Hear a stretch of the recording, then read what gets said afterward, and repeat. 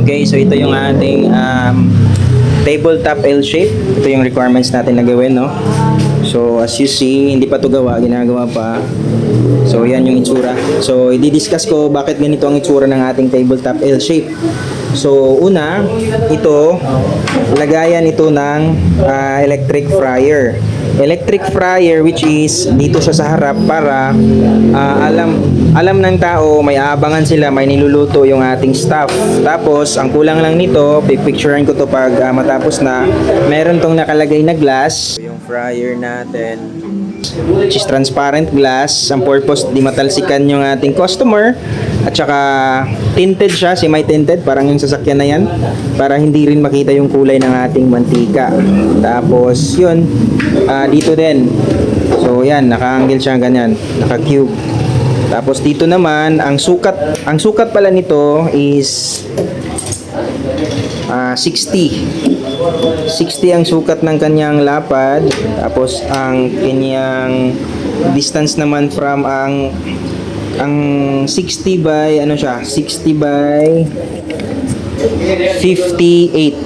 by 58 or let's say 60 by 60 pwede rin kung malawak yung space, no?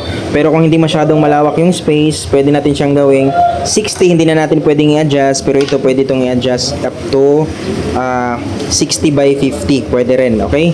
Sige, pero kung malaki naman yung space, 60 by 60 is enough na para sa ating electric fryer na dual or double. Ito yung mga importante. Tapos next nito is ang ating warmer table or top.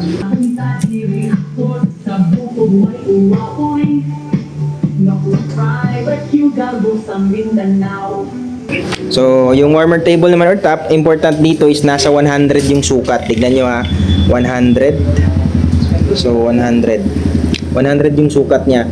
So ulitin ko, 100 yung pinaka-importante.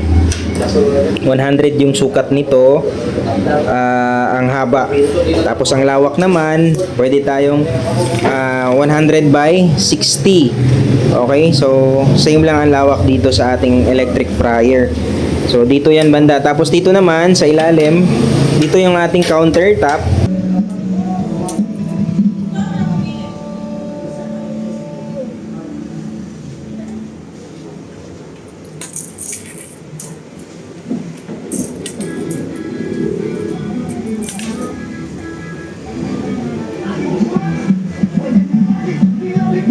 Dito nag-i-entertain yung ating tao para madali siyang kumuha ng product dito at pwede niyang ma-monitor din yung ating pagluluto.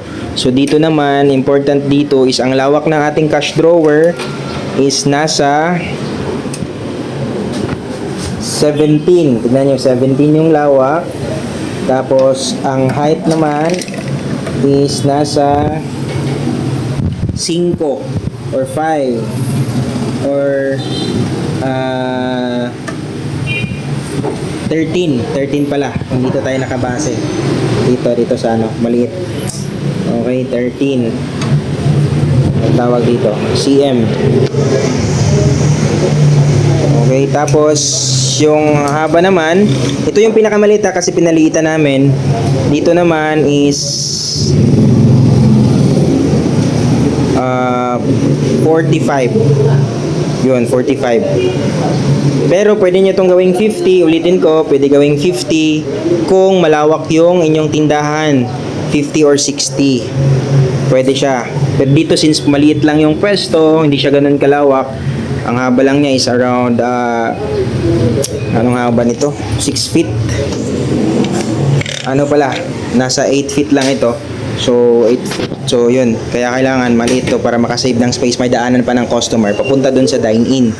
Okay? Sige, next naman. Ito namang area na to is milk tea preparation table. Maglalagay tayo ng tabletop menu dyan para sa milk tea. Tapos dito naman yung ating milk tea machine or sealer. Tsaka kailangan may saksakan yan dito sa ilalim. Dito rin kasi may cash drawer, dapat may saksakan din sa ilalim. At dito, food warmer, may saksakan din dito sa ilalim. Pati rin dito sa frying natin, may saksakan din dyan sa ilalim. Okay? So, yan. Yung importante sa L-shape. Unahin mo natin yung ibabaw. Dito naman banda, sisi, nakikita nyo, para siyang computer shop na luma. Meron siyang cover. Napansin nyo, overlap tayo from here Lapas tayo papunta dito. Nag-overlap tayo ng around 1 feet. 1 feet yung overlap natin. Ang sadya nito, kasi may mga customer dyan na nakaupo, hindi nila makikita ang ginagawa dito sa pag-coating. At saka pwedeng maging mabilis yung paggalaw ng tauhan natin kasi pag maraming customer nagmamadali, magtalsik-talsik siya dito, okay lang kasi hindi naman makikita agad para pwede niyang to be follow yung paglinis. So ito yung purpose nito, para hindi makita yung coating practice natin, which is yung coating practice natin hindi siya usually yung coating natin sa labas or ginagawa na pag-coating sa nakasanayan natin sa bahay sa paggawa ng fried chicken. Okay, so dito naman sa ibaba, see to it na meron tayong lagayan ng laton, yung malaking balde. Sukatin to from here to dito, nakasya yung isang laton, lagayan ng harina at saka pagmimixan ng harina yan. Okay, so ito naman, excess partition na lang to para pwedeng malagyan ng kung anong pwedeng malagay natin dyan, mga gamit sa pagluluto like planggana or any na magagamit dyan para pag maglinis may lagayan dito. Dito naman, partition to para sa mga flavors ng ating milk tea. So, easy to access lang kasi dito lang ginagawa yung ating milk tea. So, ito yung, katulad nito, parang ganito yung mga container na malalaki lang. Dito, extra stocks, lagayan. Pwede maglagay dito ng mga extra stocks like soft drinks at saka iba pa. Dito naman, pwede pa siyang malagyan ng box. Para maglagyan ng mga extra stocks ng bulsita. Ito, mga cups, milk tea, maraming mapaglagyan. Ito naman, ito pala, di-discuss ko, dito sa ibandang ilalim, mas prefer natin no, na ganito yung gagawin. May net, mayroon siyang screen yung ginagamit natin dyan. Extra ano na lang tong sadya nito para walang natatagong dumi dyan or mga alikabok or ano ba yung natatapon dyan like mga crispy ng manok or ano mang makakarating, didiretso siya sa ibaba, walang natatagong hugaw.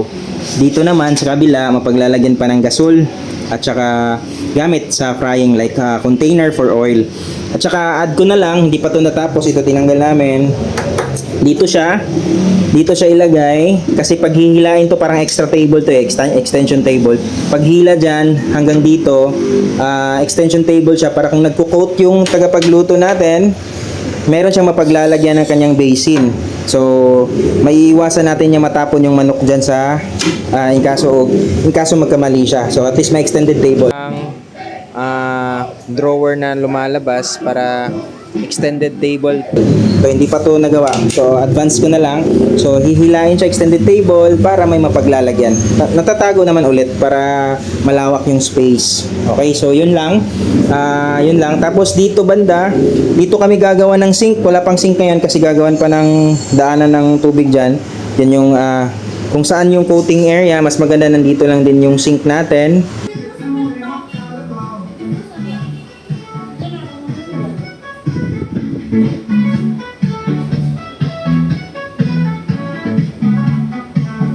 Water sink para at least yung isang taong magbabantay sa isang tindahan, pagluluto, pagbibenta, paggawa ng milk tea, dito lang siya sa loob, hindi na siya aalis-alis papunta doon para ma-maximize natin yung kita ng ating tindahan.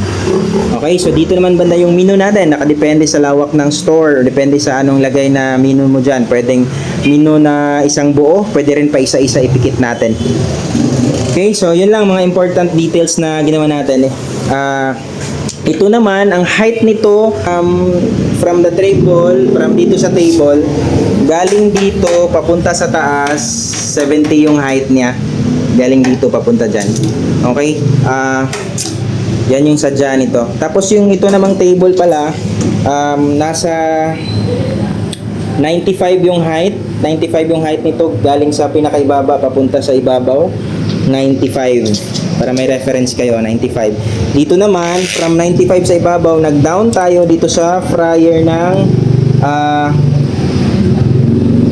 13. Nag-down ng 13. Yan po, 13. 13 yung binaba niyan para dito sa frying. Para hindi masyadong mataas. Pag mataas kasi, ile-level natin dito, mataas na yung paglalagay ng manok. Baka matalsikan pa yung tagapagluto natin. Kaya binaba natin to ng konti. Okay po, so yun, kung may mga katanungan kayo, ginawa ko tong video na to para mas maintindihan natin kung ano ang purpose ng ating L-shape na tabletop. Convenient for the crew, the same time less manpower kayo pag ganito yung setup na ginagawa ninyo. Okay, so yun yung itsura. Sa store naman, we have the color of 50% of the entire store is color red. Red yung kulay natin. So yan, color red. Tapos 30% will be yellow. So yellow naman nagagamit natin sa ceiling at saka sa mga tawag nito, rebite or sa mga corner tulad nito. Papansin nyo, may mga yellow siya.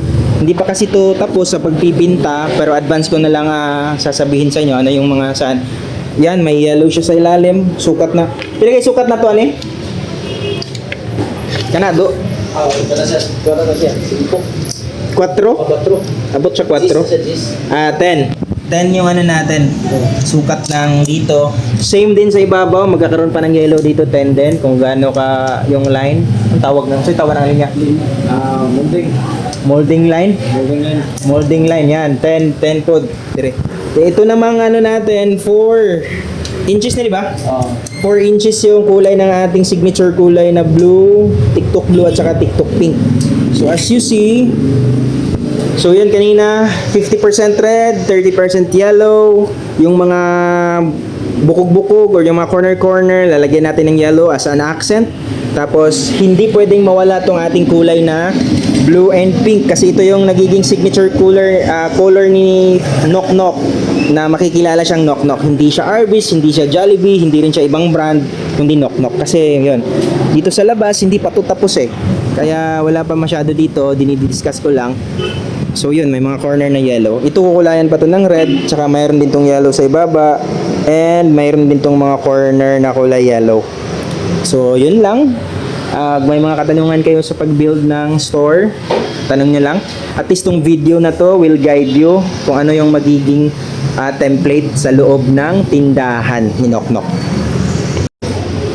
So ito yung magiging itsura dito. So yan, bakit may ganyan nakalagay? Para yan hindi siya makita kung ano ang ginagawa dyan. Hindi siya agad nakikita. Okay, so kung nagko-quote dyan, hindi siya agad nakikita dito ng customer. So yan yung purpose niyan. Punta naman tayo sa itaas. Kung ano yung itsura ng ibaba, ganun yung itsura ng taas ng kung merong second floor, ito yung gagawin. Okay. So sa ibabaw, oy, mag-vlog muna ako vlog para sa mga mag-build of store. Oh, yan. So same lang yung kulay. Ito yung kulay. Signature kulay natin. Sa ibabaw yung blue, sa ibabaw yung pink. Ito, may second floor kasi ito eh. So, yan. Ito yung concept niya. Hindi pa ito tapos, pero yan yung itsura ng Nok Nok. Maglalagay pa kami ng ceiling fan at saka lights dito. Medyo malaki ito kasi nasa sentro ng Divisoria. So, yan. Hagdanan, hindi pa rin tapos itong hagdanan, kukulayan pa.